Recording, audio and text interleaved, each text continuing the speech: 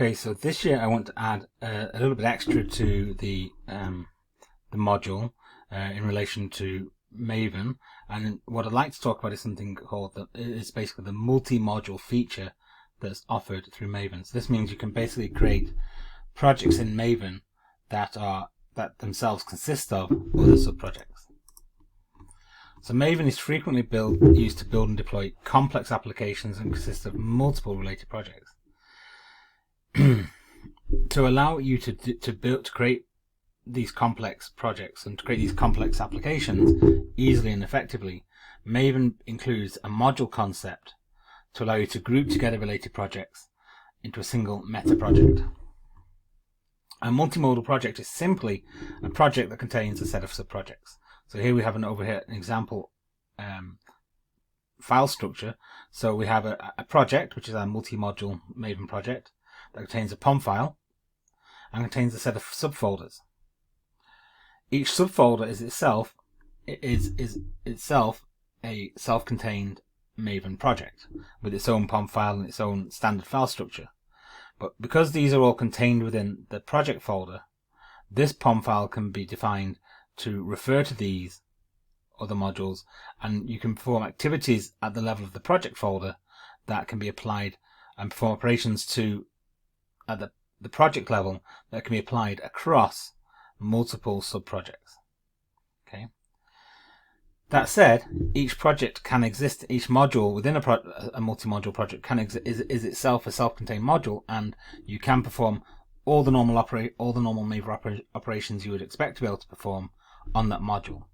So you can treat each module independently, you can compile each module, you can test it independently, and so on. But what the multi-module project concept gives you is the ability to group all those related modules together and perform single commands that apply across the modules or specified subsets of modules. So the benefits of using multi-module projects are that you can reduce the build process of a multi-project application into a single Maven operation. Multi-module projects also help you to manage dependency updates. So if you imagine, you're going to have in many applications, some projects are dependents of other projects, and if you want to make an update to your release, you have to go around and fix all the versions of all the dependencies and all the project version ID, all the project version numbers.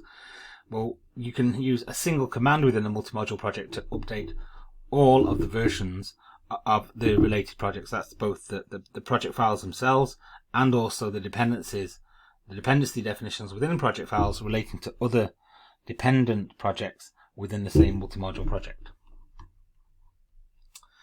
Finally, there's this thing called Maven Reactor, which is a tool that's provided as part of Maven, and Maven Reactor does some dependency analysis upon a multi-module project and works out the dependencies between the modules, the sub-projects, and uses that then to infer the correct build order, so that essentially you can ensure that no matter what order you define your projects and define your modules, Maven will build all of the sub-projects in the correct order based on the dependencies between them, and it will manage all that for you automatically, so you don't need to worry about that information. So to define a multi-module project, this should be this one highlighted here. You simply create a project file, a POM file with a standard heading. The packaging type you use is POM, okay, and in it you contain one subsection relating to the modules, and you just list out all the modules, and the names of each module should refer to the names of the folders that are the roots of each of the projects that are component projects of the overall project. So each module has its own subfolder. Within the subfolder, you can then create another POM file within each subfolder for each project. So here you've got a standard one that creates a POM file for module 1. So it's got properties. We have another one for module 2, and we notice that in module 2 we define a dependency on module 3. So module 2 is dependent on module 3, and then we see module 3 itself has no dependencies. So we see that module 1 has no dependencies, module 3 has no dependencies, but module 2 is dependent on module 3.